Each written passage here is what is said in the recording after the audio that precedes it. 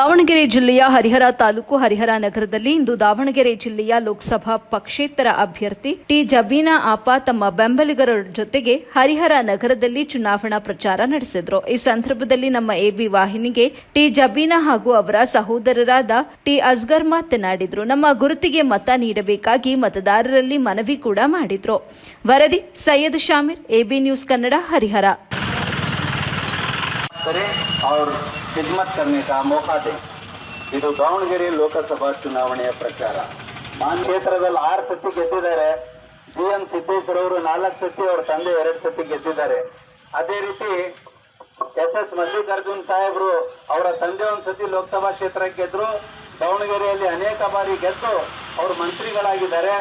ಇವರು ಹೇಳ್ಕೊಂಡಷ್ಟು ಏನು ಹರಿಹರ ನಗರಕ್ಕೆ ಮಾಡಿಲ್ಲ.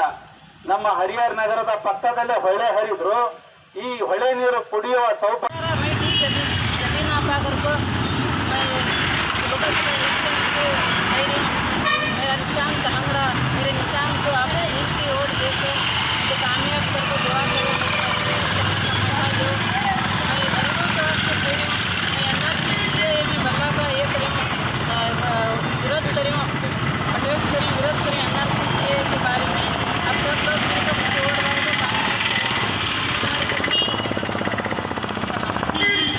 ಎಲ್ಲರಿಗೂ ನಮಸ್ಕಾರ.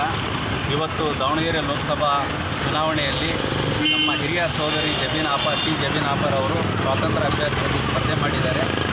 ಇವರು NRCಯನ್ನು ವಿರೋಧಿಸಿ ಅನೇಕ ಹೋರಾಟಗಳನ್ನು ಮಾಡಿದ್ದಾರೆ. ಅದೇ ರೀತಿ ಹಿಜಾಬ್ ಪರವಾಗಿ ಅನೇಕ ಹೋರಾಟಗಳನ್ನು ಮಾಡಿದ್ದಾರೆ.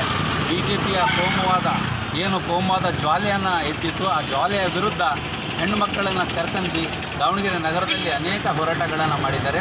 ಅದೇ ರೀತಿ ನಾವು ಸಂಘ ಪರಿವಾರ ಮತ್ತು RSS ವಿರುದ್ಧ ಹೋರಾಟಗಳನ್ನು ಮಾಡಿದ್ದೀವಿ. ಅದರ ಭಾಗವಾಗಿ ಇವತ್ತು ಲೋಕಸಭಾ ಚುನಾವಣೆಗೆ ಸ್ಪರ್ಧೆ ಮಾಡಿದ್ದಾರೆ. ಇವರಿಗೆ ಅತಿ ಹೆಚ್ಚಿನ ಸಂಖ್ಯೆಯಲ್ಲಿ ಬಡವರು ಮತ ಹಾಕಿದರೆ ಬಡವರು ಕೂಗಾಗಿ ನಾವು ಪಾರ್ಲಿಮೆಂಟಲ್ಲಿ ಮಾತಾಡ್ತೀವಿ.